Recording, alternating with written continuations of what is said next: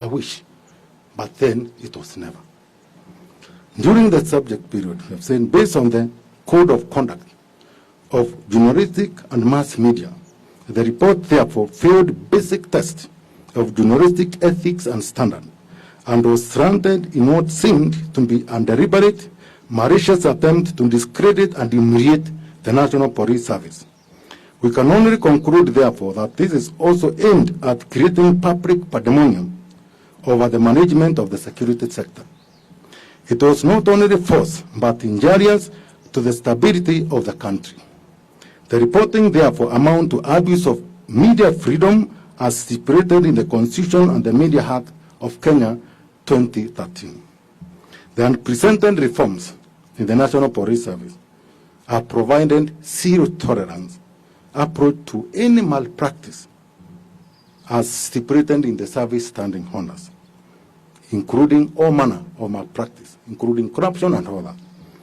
They have also promoted transparency, responsibility, and accountability to citizens, and accountability to every police kit that is provided to us. We shall demonstrate to you a firm nature of accountability. That is one of the most guarded tool of duty that ever a police officer. And from the training, and for some of you who have visited during training in our various training colleges in the city, you may see the training of a firearm, how it is undertaken. They have also promoted transparent responsibility, as I've demonstrated, and I can say the timing and manner of the report, therefore, appears to be an attempt to create tension and disharmony between the police and civilians. The Inspector General, in consultation with the National Police Service Commission, has never hesitated to take stand and immediate action against any officers found violating the National Police Service standing orders. Further, if the media house were hesitant to approach the National Police Service on this matter, it could have at least approached Internal Affairs Unit, which is fairly independent. Then, if it's not Internal Affairs Unit, then the Independent Police Oversight Authority, which is absolutely independent and at liberty to investigate any malpractice as far as the police criminality is concerned. That's where we have failed to take action. All these two agencies have anonymous reporting and information system, where once you give the information, nobody who can know who gave the information for purposes of protection and confidentiality. None of these avenues, which were utilized by the reporters who went to investigate and heard this story. The allegation made in this report are extremely serious, extremely serious. It is also apparent that crimes relating to unlawful possession of firearms may have been committed in the context of this report. In this regard, and pursuant to the provision granted by Section 52 of the National Police Service Act, we shall be asking the editorial director, Director Strategy Innovation, and other relevant reporters of the Royal Media Service to at least come and give us more insight to this report in pursuit of the criminals who have been harboring these weapons here. We have no idea what atrocities these weapons could have committed. For the entire period which they have been kept there, today we could be giving a story that this is exactly these weapons could have committed. First of all, is to thank Royal Media Service because they have committed themselves in a letter which they surrendered the weapons and the uniforms which were gathered to us here.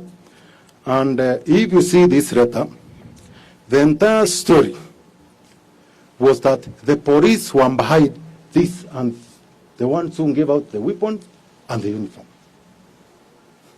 We were the accused, the police. We are the ones who are the owners of this. We are the ones who give them to criminals. If you look at this letter of surrender, it shows 8 items. But if you see like AK-47, surely,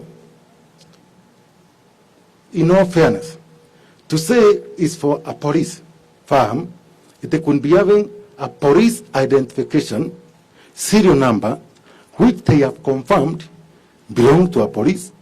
And even if it was deleted, we could be seeing not only the direction of the serial number, but the direction of the police identification.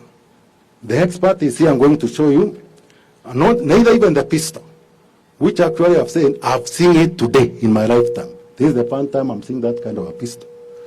And then, again, why I thank the royal media, they have said we remain available to answer any questions that you may have on this matter. Thank you so much.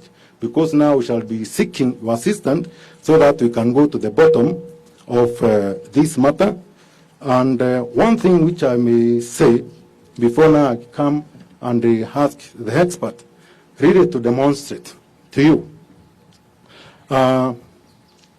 We, as the National Police Service, members of the Fourth Estate, to be sincere, at any given, I don't know when I was ever approached, the Inspector General was ever approached for us to collaborate in this kind of operation. This was a fantastic job, fantastic. I only actually say, God forbid, when they went around there to risk, which is I appreciate, what about the risk if these people could have turned against them? You have no idea about criminals. They're only driving by that price, the stipend behind the motivation. If it could have turned tragic, how could we have accounted to a brother or sister in the event it just happened wherever it was happening? Because we are bound by the law. We have sat with you people many times saying how we can collaborate.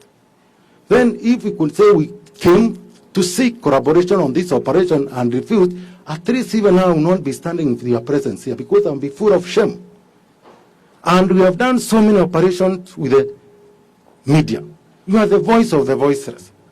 You are the eyes of those who cannot, even if they say they can't, they say they saw. You are the people we depend on. We have always were encouraging. Let us, for the security and safety of this country, it's in our hands. There is no day we have said that we have the upper hand. No, no, no. The other day when I was telling you, your pen and notebook is mightier than these weapons you are seeing here. We never refuse to be embedded in any operation that you have. For us, for almost all the operation, most of them which we do, we always call you on board.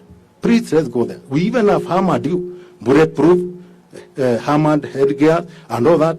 We put in our aircraft, we put in our vehicles, and we go for the operation. This could be a fantastic operation if at least you put us on board.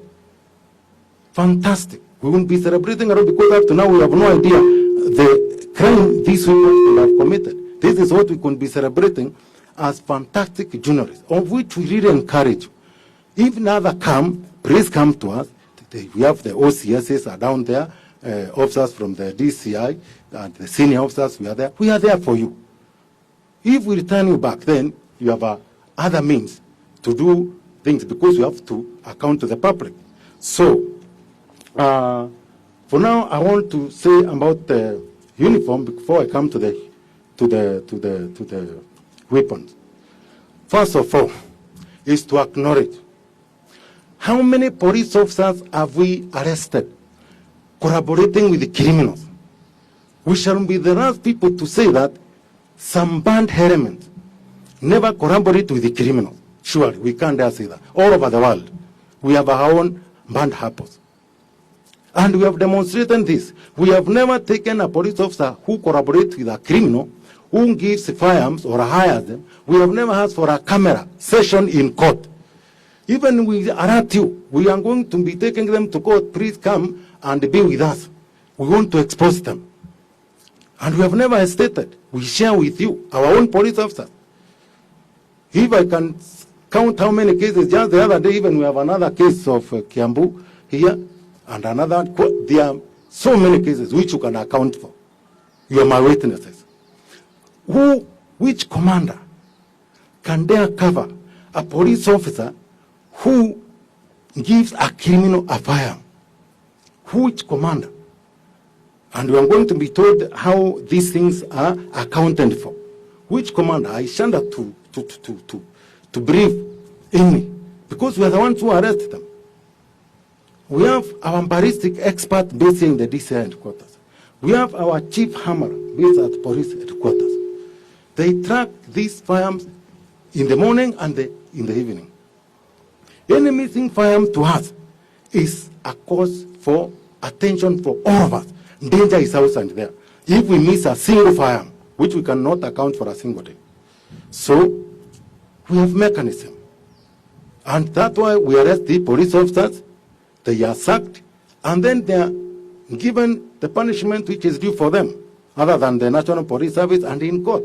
We display them for you to see. So let me say about the uniform. We can't say that surely this uniform could not, because to date, when the story was given, and if I can say the statement of the reporter who did all this work, there is no one he is actually stating that this uniform or that those firearms belong to the police. There is none. There is a statement here. There is nothing committing themselves that these belong to the police. The semblance and all that. We have seen how many criminals we arrest. Day in, day out. We are the people who cover. We are the people who we come even to refer some things from. And we have seen even them, some of them stopping motor vehicles, going to rob people at night with the police uniform. There is nothing new there and we can't deny. But we trace them, arrest the concerned police officers, and then they get their due process in court and they are punished appropriately. But now when you just tell us you got them from the police, you can't assist us with which that police. Because we need to punish that police officer. Then you say it's by the which evidence are you telling us? Other than sensationalizing the matter and making the national police to lose confidence in the public they serve. Some of the t-shirts here, if you go to the market here, you are going to buy those t-shirts. How do we even tell that t-shirt belongs to a police officer? Surely, simply because it's blue. If you go to any tailor today, some of these things, you are going to make them. You are going to make them. I'm not giving any excuse for your information. We are saying just in the event, the time they are embedded us, where actually we are allowed to have you or somebody, an agent or an informer, to go and induce an offense so that we can catch the criminal and recover. We do it together. Even me, I can go and get 2 or 3, those who want to commit a crime, and I go and yes, we are going, quicker. That's the time now we happen to get these criminals. We work together. So this uniform, that is exactly the way we could be now saying we have in custody those people who are selling police issue. Because these are things which can be gotten from, even somebody could have gotten from the distance, from the police officers there. How many police have we wrote in MBC? I'm not giving any excuse, but I'm only trying, in the absence of any evidence, to pin this is the police officer who gave this uniform. Where do you leave us? Now, if you come to the handicrafts, today if you go to county and civilian kind of security agencies, they have handicrafts. The tenders for the handicrafts, they are given to civilians. They are the ones who issue, who supply the handicrafts. It's not a big issue with the handicrafts. They can be gotten anywhere. But we are equally not refusing. It could be very good. It could have come from us. Who issued it? If now, for example, if it has the part number, then you could have given us an opportunity to go and investigate to tell you, well done, thank you so much. Do you see, this handcuff was issued to this police station or prison or any other security agency. We have so many of those who use, handcuffs. Kenya Forest, and all those who deal with matters to do with arrest and all that. They have handcuffs. Now we could be talking about accountability, a well-done job, which actually we collaborated together. Now we can't tell where that handcuff is from. But now it's being told that is the police issue with no evidence. Now, with that, I'm going now to call the ballistic expert. Let them now show you part by part. Because it's good, because now we are the people who depend to educate the public. Also for you people to know. So that next time, when it happens, please, we are in one page and we are reading from the one script, and we are going to assist this country as far as safety and security is concerned. So Please, the ballistic expert, Mr. Mongera, kindly do the entire demonstration and show them exactly what happened. Thank you. Thank you, sir. The ballistic these firearms today, and they were able, for this firearm, they were able to know is a Type 56 assault rifle, mainly from China. And it's a copy of the Russian AK-47 assault rifle. We went further to check the serial number, and we found that the serial number is not there. But we stripped the firearm, and we were able to look for other numbers, which we call party numbers. Which we call party numbers. And in these party numbers, we were able to find in the receiver cover, this is what we call receiver cover, we have number 41200. In the return spring guide, we have number 39601. In the boarded carrier, we had number 68519. And in the board, we have H4552. Normally, a firearm serial number is located on the left side on the left side, and the part numbers are stamped on other parts, these parts, and the last serial number, the last digit of the serial number is stamped to these other parts. Point that these parts had different numbers, meaning that these parts came from different firearms. I have a gun, official firearm from the police, and the serial number here is 5424477. If I strip this gun and look for the party numbers, you will find the last numbers, the last 5 numbers are stamped to each and every part of this gun. For example, the return spring, you find it is 24477, which is the last 5 digits of this AK-47 assault rifle. So all the parts have been stamped those last digit of the serial number. And also it has police markings which are written in this AK-47 assault rifle. You find it is written KEKP 5424477, so that you are able to know it is from the government. But this one has no such markings, meaning that this firearm does not belong to the government or to the police. Further, the ballistic experts were able to examine the firearm, and they found that it has some modification or decorations. There are 20 spear pins which are installed on the pistol, on the grip of this AK. And also there is a copper wire wound on the cleaning rod. From my experience as an examiner, this type of firearms, we get them from the northern eastern parts of Rift Valley, especially from the Castro rustling areas, where individuals mark their firearms uniquely. We add another firearm, which is a Kra firearm, Kra pistol, made from Turkey. This is a baby pistol. Normally, we get them from the criminal world. It's a Kra pistol.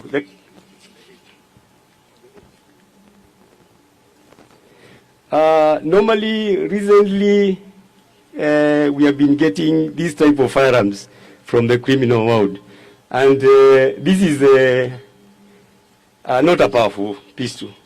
And it's not, we have never gotten them from the forces. We add also a magazine. This magazine of 15 rounds of ammunition of 9mm, and it belongs to a pistol, a CZ85B pistol, which the pistol can be gotten from the civilian world, the government, or the criminal world. And there were 9 rounds of ammunition, which we also examined, and we found that these ammunition are normally used in handguns. This type of ammunition are used in handguns and submachine guns, of which they can be recovered from the criminal world. They can also be bought from licensed gun dealers and so on. Thank you, sir. Thank you very much.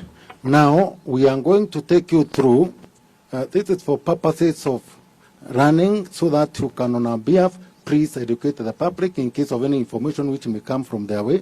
Now, we are going to ask our chief firearms Amara to take you through the accountability of our farm. When I told you Rusing 1, we spent sleepless night until we establish where that farm is. Please. Firearms are accounted for at different levels from the time of acquisition, and we always maintain records of the same. On receipt of firearms from overseas, because normally we procure from overseas, we have a master ledger where we enter all firearms which have been acquired by the government. This is what we call the master ledger. We have several at our headquarters containing various firearms which have been acquired since the Kenya Police Service came into being. After entering those firearms serial numbers in the records, we now distribute them to the respective service members in the field. And here we have a ledger, a sample of the ledgers we maintain containing the firearms as issued to various divisions and units. At the unit level, they have this type of record. Skull and arms ledger is maintained at each and every division or police unit up to the station level. All firearms issued to those units are contained in such a record.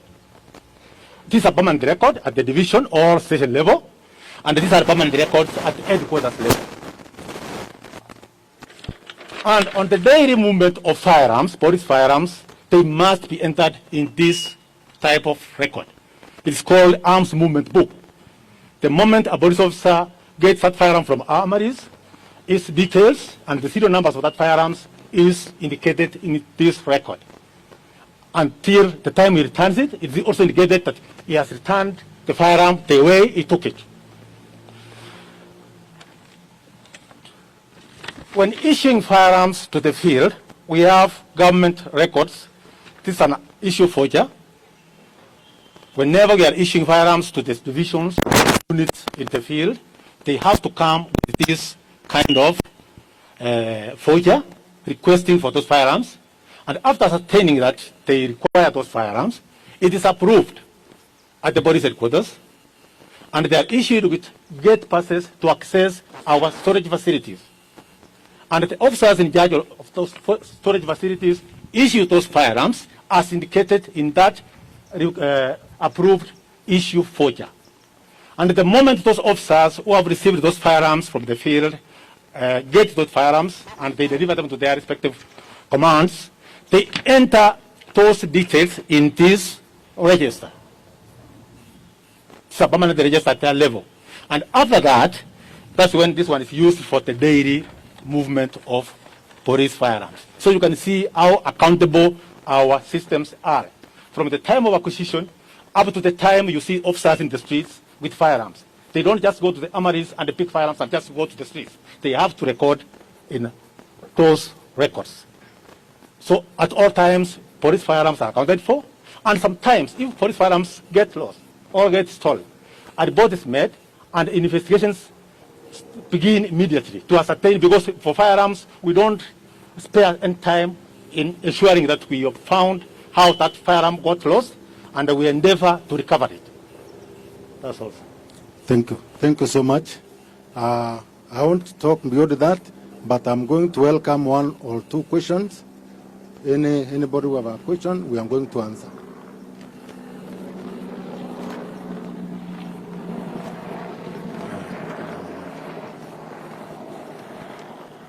Well, DCI, my name is John from KBC. Yeah. Two questions for you. Yes. Number one, who is allowed to carry AK-47s in this country?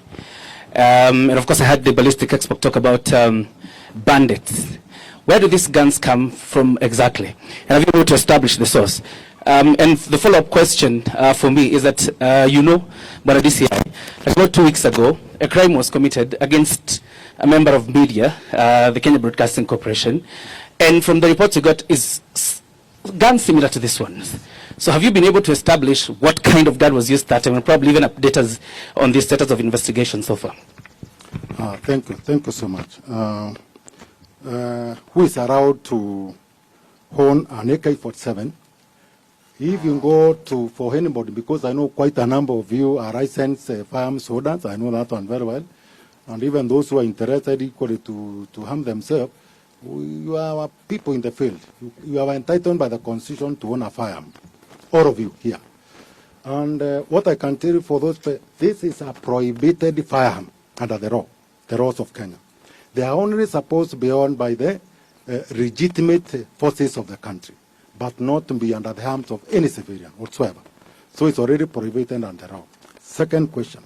Crimes have been committed with the church similar firearms. Absolutely, yes. And most cases we are AK-47 mostly. And remember, this is one of the most available, weapon in the whole world. If you go to the crime-prone areas, Kasura, terrorists and all that, most of them you are going to find them with AK-47. It's the most, available weapon in the whole world. And I can tell you, if you go to the northern part of Kenya today and MBCD, to acquire these things, that's why the government is really battling a lot of war with the illegal, and proliferation of these arms. And even you have seen them being surrendered. Have you seen civilians coming, saying, I'm surrendering these farms in their hundreds? They're being surrendered almost, in weekly basis or monthly basis. So it's not a big issue, for firearms. They say and they surrender when they are given, moratorium or period to return them and all that. So we acknowledge criminals do. That's why you are supposed to be there to assist us, so that we can ensure that these arms are completely eliminated from the wrong arms. Because now we lost our sister, absolutely, because of arms MBCD. It's not criminal. What I can assure you is that the criminal will not enjoy his freedom for long. That one I can guarantee you. It's for a day or 2, 3 days, but we are going to go down with the criminal. That one I can promise. And for the firearms, they always find their way. And you can see now the way it has been demonstrated. This is not a firearm in the Republic of Kenya. You can see from where we can trace it, where, it can be found. So, but it found it. The only people who brought it here, they are the only people who can tell us how they did it and how it came to be in their possession. That's all. Yes. Thank you. My name is Nimro Tabu from Royal Media Services, and I wanted to ask, what happens to the illegal firearms that are usually collected by the police officers in various parts of this country? Sorry? Are they normally, the illegal firearms Yes. that are usually collected by police officers, are they normally stored in a central place, or are they found within police stations? And for how long do they stay there? Are they easily accessible to anybody else within the police station? Fantastic. That's a very good question, and I really want to be very attentive on that, because for anybody who is going to find this information, it's a very nice information for all of us, for 7 million in Kenya, for their safety and security, to ensure that you stop the, usage of such a weapon when you get that information and you get it. Now, once a firearm is recovered by a police officer, it is first of all held as an exhibit. First of all, the first thing is identification of that firearm. as an exhibit for production in court. Now, when the firearm has been marked for identification in court, the court now rules the manner of disposal. If it means the court, because there are no armories in court MBCD, usually they are given to the police station to be given under lock and key in the armories. But marked exhibit, we have where it is called exhibit store. It is never mixed anymore with other firearms. We have firearms which have been recovered from police officers. Police officers have committed crime, EDC and others, MBCD, we have arrested them. You know, though these cases we have been together with you. That firearm is immediately, isolated from the rest, put in the exhibit store until the time the court can give the manner of disposal. You have seen firearms being burnt, isn't it? Maybe it is in that category. They are kept, they are no longer taken out for any use anymore. The moment a firearm has been used in crime, that is end of lifespan. It ends there. They either to be destroyed or, something like that, but it's never. There is no, lifespan or timeline of keeping it as an exhibit. It is the court which decides. The moment the court gives the manner of disposal, it is disposed in the manner, honored by the court. Thank you. Hello, Bwana DCI. My name is Kenna from People. I just wanted to get it correct. In case any media house wants to undertake such an investigation, yes, what is your advice? Do they go it alone or do they go with you? And then the second question pertaining the uniform. I don't know what your comment is, because there's a time the Nairobi officers within Nairobi were ordered to procure on their own. Yes. On their own. It was not the government that supplied. Yes. Yeah. Just your comment on that issue. Thank you, Ken. First of all, in terms, and thank you for asking that question. That's what I was actually asking Nani Atanuri. When you encounter or that information comes to you, in whichever way, that is now where 24 hours, we need you like nobody else. Because now the moment you have received an information where we can recover a firearm, remember that's our job. That's what we have been employed, to hunt and ensure that no criminal is in possession of any such firearm. Just the way now you are media, we rely on reporting and educating the public. That's our work. So please, and I'm giving this advice, don't again, and don't be cheated that it is safe to do the way it was done by the people who did it. It was extremely very risky, and God forbid. And at times even they were going to fall under a trap. It's them we could be correcting as dead bodies without knowing what is happening. I don't know how you could have covered. Maybe you are pursuing to recover. You can imagine just a good cause for the good of people you don't know. How many lives you have saved by this weapon the people could have killed. You are driven by the goodwill, by sense of humanity. But in the manner you did it, you risk yourself 100%. We are there and we are saying this. If we refuse to cooperate with you, put it, and you know very well, there are very many forums. We are not the final.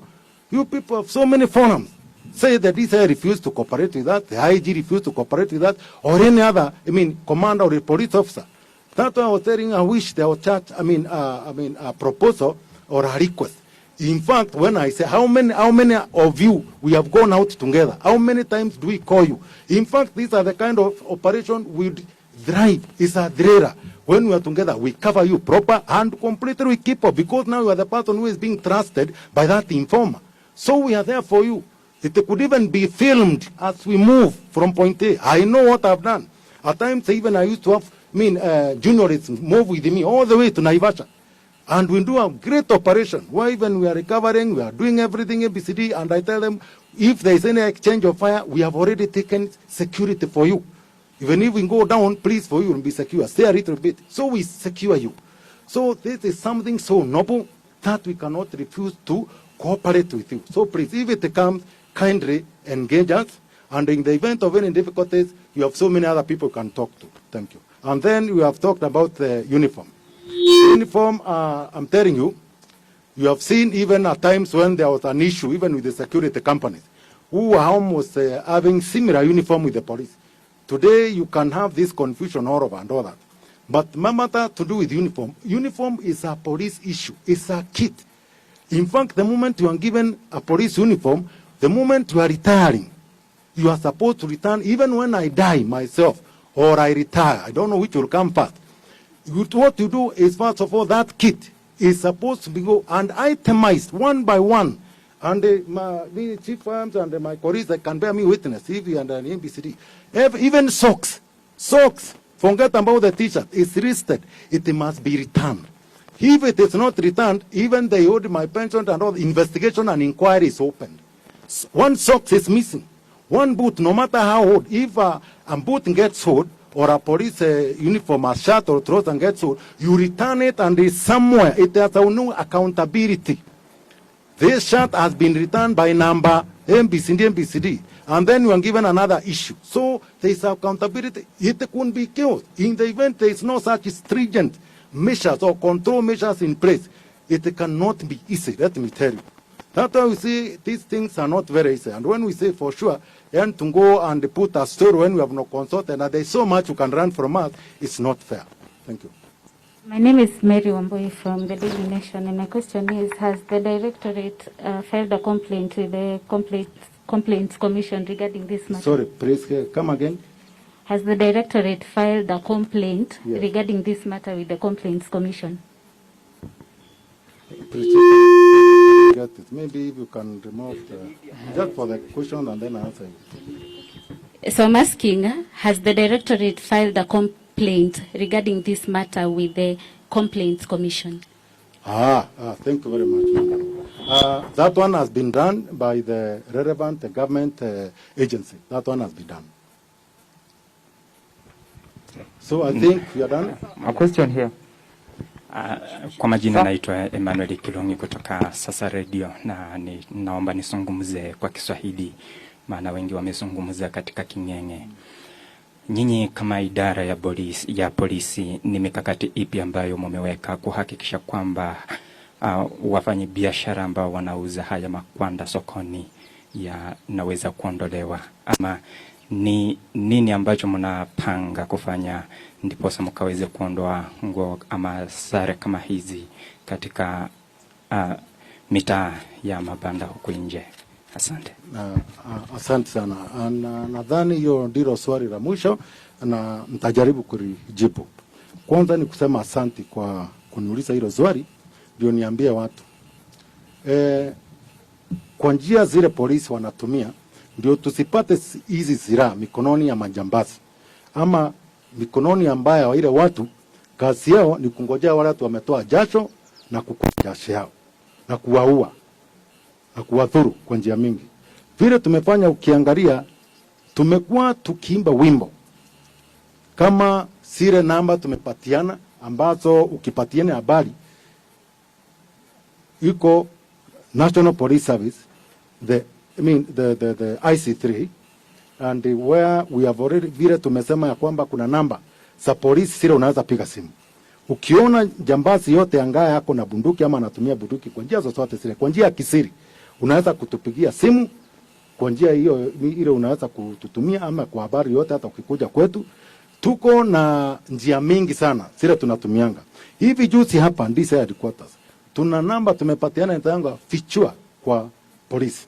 Hiyo namba hata ukipiga simu, it is encrypted, iko na vile imeundwa, huwezi jua nani amepiga. Hata investigator kama mimi siwezi kukuambia nani alipiga ile namba. Hizo tumepokea habari mingi sana. Kwanza tunashukuru wananchi kwa njia mingi sana. Ile habari tumepokea ni mingi na zimetufanya tuwasaidie kwa njia mingi sana. Tumekamata majambazi wengi, ile mabunduki tunakamatanga kila siku. Andire kitu nitaomba, tafadhali muwe tu mkituuliza, tuko hapa tuwapatie hizi habari. Kama mnataka yani tuambie ni bunduki ngapi kwa siku tumetoa kwa mikono ya majambazi, tutawapatia.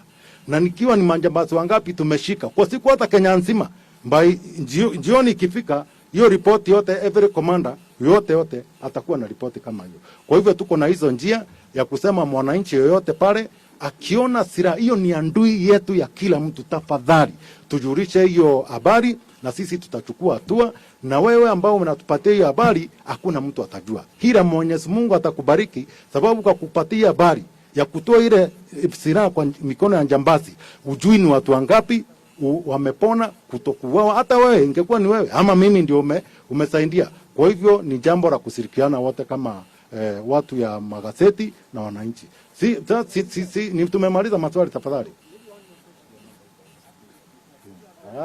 Hata vile nimekumbushwa tumekuwa na demonstration hapa, ndio hiyo sasa muone hiyo namba. Yani mkiangalia tumekuwa hata kwa billboard tumejaribu sana kuambia wananchi, na si nyinyi ndio my brothers and sisters from Fourth Estate, please assist us. You are the people who can reach public more than we can reach them. Kindly heed and let us assist ourselves. This is our country. Haina mtu mwingine atatoka nje for his safety and security, but all of us.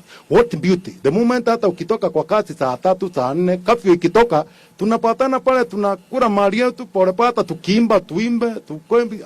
Hakuna kitu ya kuogopa chochote. Sisi ndio tutasaidiana, ndio tupate hiyo hali ya utulivu na usalama. Please, let's be, please, iwe tu ya mwisho tafadhali. Naomba. Yes. Sorry, this is a matter that touches on us and our profession. Maybe just give us some chances to ask some few questions. Yes.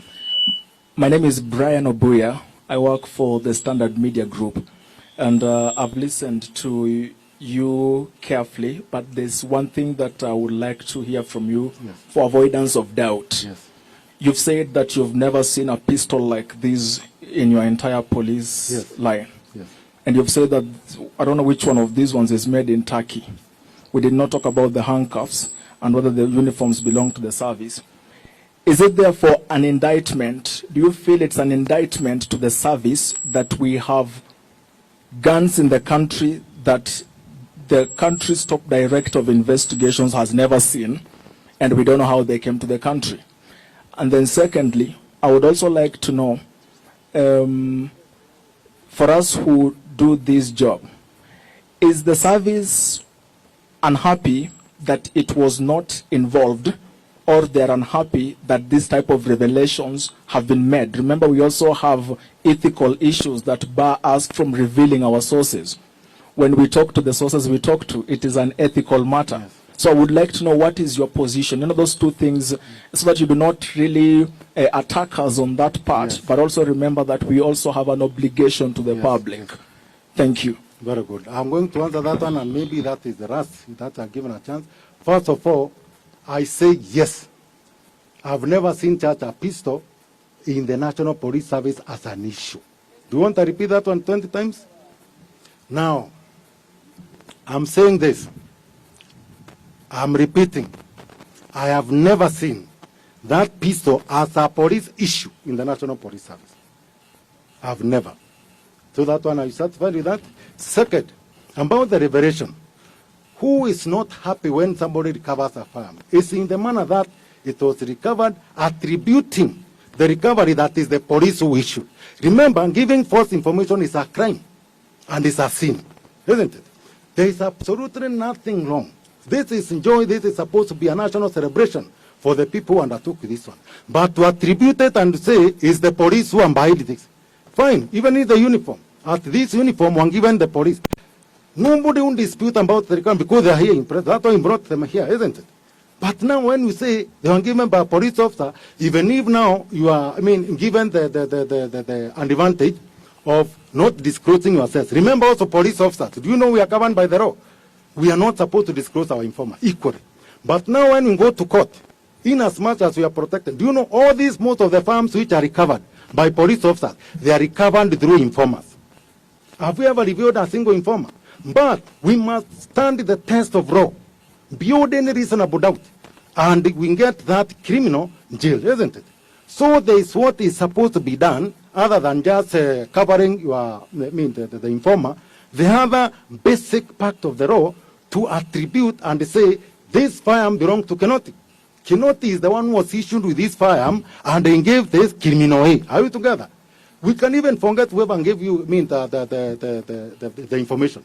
And the one who went even to that, we call them agents, isn't it? Perfect. But now we must trace it back because now you have recovered it. Now whom do we attribute these firearms to? Now we want to go to court. Whom do we attribute? Here, it's here. We have told you it's not even media, is never an issue to the police. Whom do we attribute it to? Here tunasema ni ya police. And they recovered from a policeman. Oh, even if now we are going to tell us to investigate, where are we heading to? And we can see that where we have taken the pain of demonstrating to you, and you people come to us. This is exactly what you could have taken through, free of charge. Na tena tunawapatia tu mnaenda through, hebu angalia, tunakuonyesha from the manufacturer, where it was manufactured, vile ilikuja. And today let me tell you, all firearms from manufacturers. Today we can tell a firearm which was given to Uganda, a firearm which was given to Tanzania, if it comes to Kenya and commits a crime, immediately through Interpol, tunawambia tumepata bunduki yenu. Today, every firearm, even pistol, hizi tunanunua hata even a single civilian, we can account it to the manufacturing level. So please that need to be understood. Thank you. Now, hiyo tumemaliza na asanteni sana.